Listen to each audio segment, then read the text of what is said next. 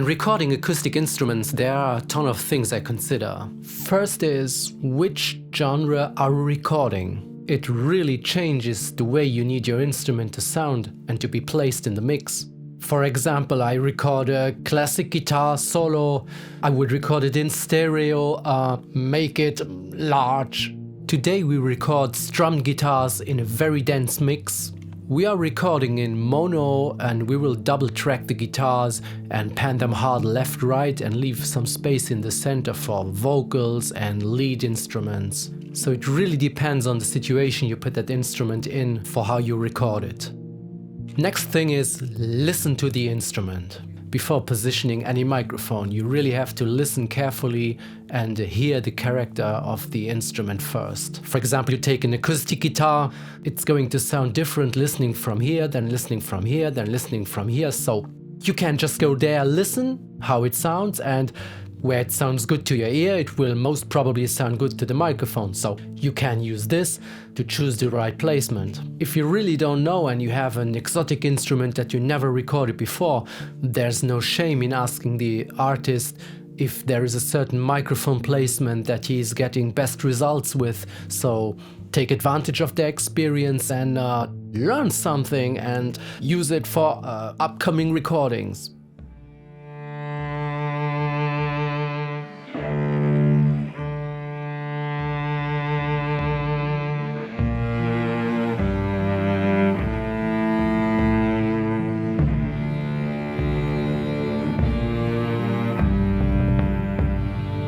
I will choose a microphone that matches the instrument. For example, I record a very bright guitar and I need to soften a little bit. Maybe I choose a ribbon microphone to make it sound a little darker. On the other hand, if I record a very dark sounding acoustic guitar, a condenser microphone might be the better choice. So I can sculpt the sound of the recording by choosing the matching microphone, the right placement and the right preamp. I can forge the sound of the recording accordingly. There are instruments that are pretty easy to record, like a flute for example. There is not a ton of low end that would make the recording more challenging. It's not a room-filling instrument, so you place a microphone and you are almost instantly ready to go.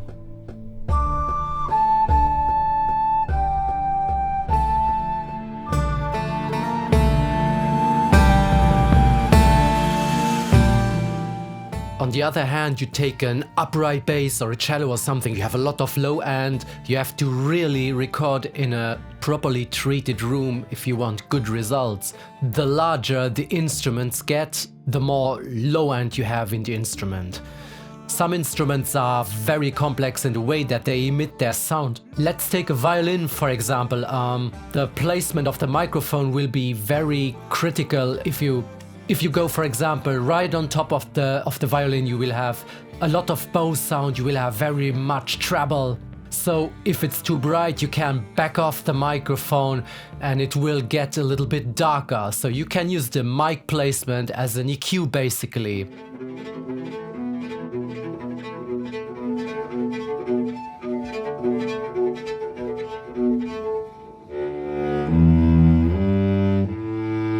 Besides microphone placement, you can take a lot of influence on the sound by influencing the performance itself. For example, use different picks on the guitar and you get a different sound. Use a thinner, thicker, rounded pick, different results. Let's use fingers on bass for one part and pick for another. Or play an open chord instead of the same note on a fret and it's not the same. You can use a piece of foam to stop some strings from resonating and get a cleaner recording. Take that finger, it's a different sound. If you know about all this, you have so many possibilities to influence the performance. Here in the studio we are not on stage, so we are not forced to have one perfect performance. We can use a whole bunch of tricks to get the perfect performance on tape. Which does not mean that if you use tricks that the musician is bad, but it means we are just using all the possibilities. You can apply this to almost any instrument. You know, I consider it my job to capture an authentic performance of the artist and at the same time use my whole repertoire and do whatever I can to make it 110% performance. You know, the CD or the recording is for eternity. We will listen to it over and over and over again, so let's make it perfect.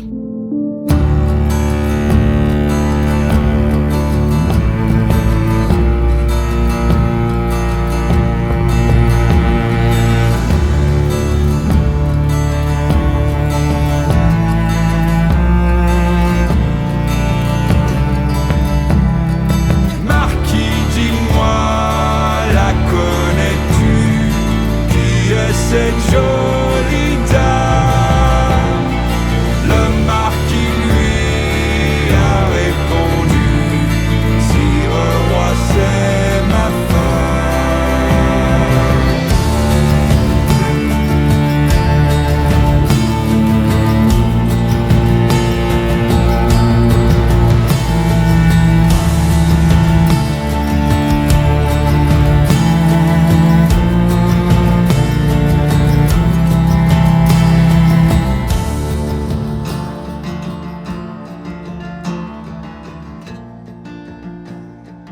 Thanks for watching, I hope you enjoyed the video. If you want to see more, then subscribe to the channel, and if you need help with your production, check out the link to Tidalwave Studio in the description below. See you!